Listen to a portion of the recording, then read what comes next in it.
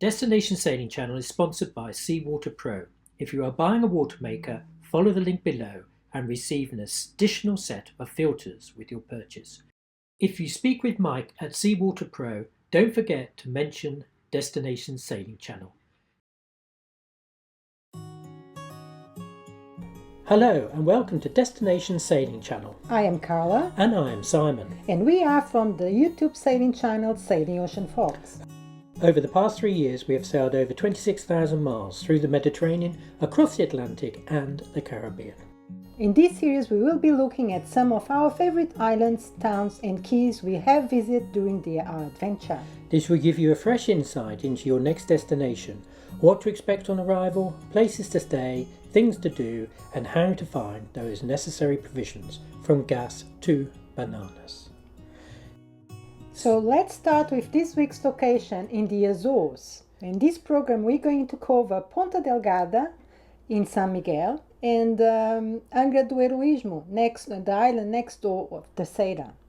We last visited in the summer of 2020 as part of our Atlantic crossing from the Bahamas to Europe.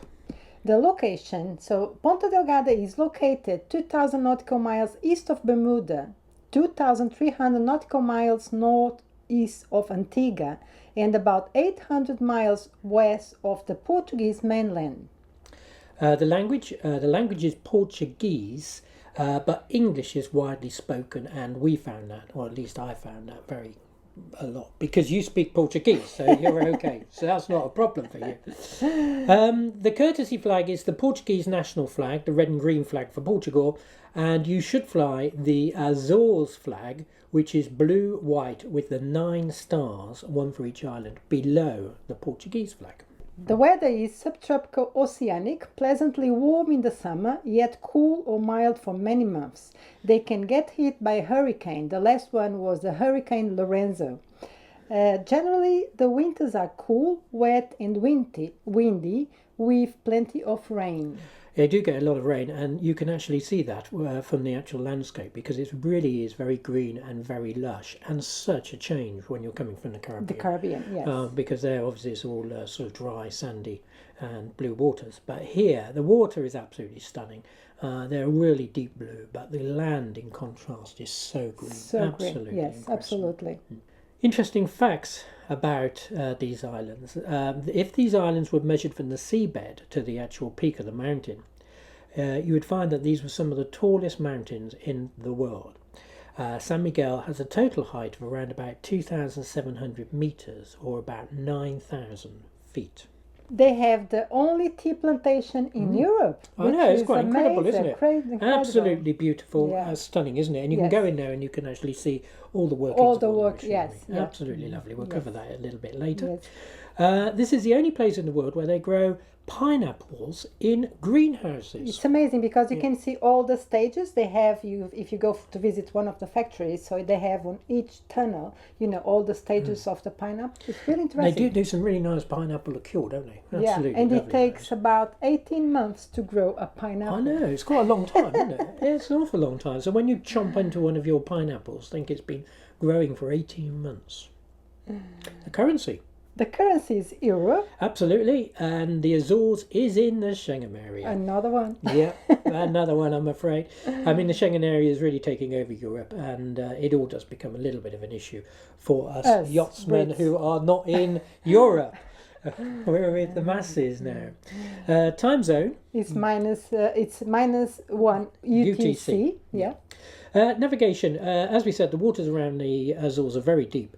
So generally speaking, you don't really get any issues with, places you can't go. You just need to stay a little bit off the coast. But when you actually enter Ponta Delgada, and you can enter there 24 hours a day, it really is well lit. But you do need to stay around about 50 metres off the end of the mole. There's quite a lot of sort of debris and rocks and things around there. So don't go too close to the mole. So voyage, region A, so the red square top buoys will be on the left as you enter from the ocean. Yep. So checking in, you actually go into the main harbour, and then further in there are two marinas. There's the old Eastern Marina and the newer Western Marina. And you go into the Eastern Marina, and right in front of you, you'll see the filling pumps, and behind there is a white building, and that's where you check in. Either tie up on the filling pumps or on the pontoon just around the corner, and all the facilities are there. That's all you need to do. You don't need to go anywhere else. They'll look after you, fill in all the paperwork, and if necessary, get your passport stamped. Yeah. So healthcare, there are two modern hospitals in the island. It is the major hospital for the Azores, isn't it? Yeah, there's an international hospital there as well. There's a very big American Air Force base there. Yes. Dinghy docks, Ponta Delgada. There's no anchoring at all around there. You're not allowed to anchor in the harbour, unlike Horta. So consequently, there are no dinghy docks. In Angra, you can actually just go straight in your dinghy and tie that up on the pontoon there, the welcome pontoon. Yeah, so marinas, they have Marina Vila Franca do Campo, Marina da Povoação, Porto Pescas Rabo de Peixe, more of a fishing harbour. Yeah, that was a bit more of a fishing harbour, but obviously if you needed to, you could go there. On Terceira, you have the main marina in Ankara, which is right in the town centre. It's an absolute must. It's not that big. No. I mean, a friend of ours, Jeff, he had a 58-foot leopard or a 56-foot leopard, and that was the biggest boat you'd ever seen. And we were lucky in that we managed to find a spot on the end of the hammerhead. Yes. But otherwise, we'd have been a little bit stuck. Yeah. But you also have Praia Marina, which is a few miles away on the eastern end of the island. And there's a lot more room there. You can anchor in the bay there. And also they have a travel lift, and there's a boatyard there. So there's a lot more area. So going on to anchorages, as I said, you can't anchor in the harbour in San Miguel. But in Angra, you can anchor outside the main mall in the bay there. It does get a little bit swelly depending on which wind direction you have, or on the other side of the the headland. It's not very friendly place to anchor, all the islands in the Azores, it goes deep very quickly, yes. And consequently...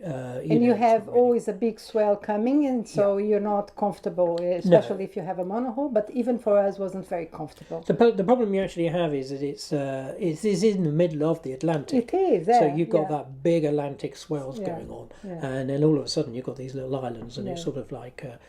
pops up and down in between. So there's no protection, yes. Fuel is available in Ponta Delgada, as I said, right by the check-in desk in the Eastern Harbour. And also in Terceira, you can go to the fishing end of the harbour, and there's a fuel berth there. Yes, so propane, you get propane at the Chandler, the old blue 3 kilo. We're back bottles. on the old 3 kilo European bottles, I'm afraid. It always does seem to be a little bit of a problem with getting your gas tanks filled locally in Europe. Buses and trains, they do have buses, they don't have trains, but the ideal thing is to just rent a car. Yeah, it's Absolutely. the best thing to do, because then you can explore the island properly and see, all the sites, because they are beautiful. They have so and many. car rental is not expensive. No, it's not the end of the world now. No. So supermarkets, you have Continente Modelo, which is the biggest chain of supermarkets in Portugal, and they have everything you need, and very, very cheap, especially if you're coming from the Caribbean. Absolutely, and you should try and get their little discount card.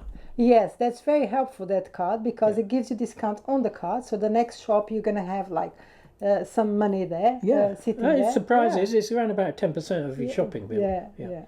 Hardware stores... Mat is the main one in Ponta Delgada, and there you'll be able to buy all your tools and all your hardware and that sort of thing. And also there's one called Brico Market, which is an out-of-town DIY centre, but it's actually more like a sort of place you go and buy your sand and cement and boarding. So chandlery, you have boat in sail. Is it boat in sail? Yeah, boat in sail. Boat in sail, and they're tucked in the east harbour in Ponta Delgada, and you can go in there, and they're very helpful. Yes, they are very helpful, and it's not a big chandlery, but they can order things if you need to. And along the front there's some fishing tackle shops, which also have a little bit of chandlery if you need something. Terceira, I'm not really sure about. Moving on to boat yards, in San Miguel there's Club Naval de Ponta Delgada, which is in the east harbour again, and they have a 25-ton travel list. They don't have that big a yard.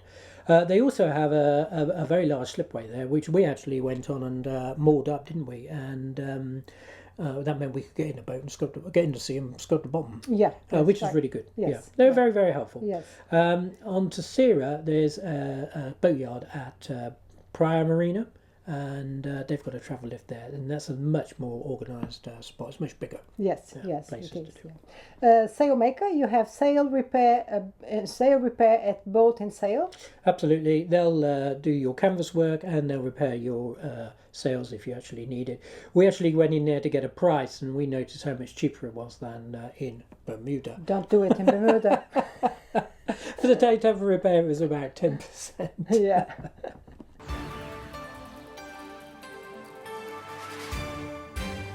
Destination Sailing Channel is sponsored by Seawater Pro. If you are buying a watermaker, follow the link below and receive an additional set of filters. If you speak with Mike at Seawater Pro, don't forget to mention Destination Sailing Channel. Check out our video when we installed our Seawater Pro watermaker.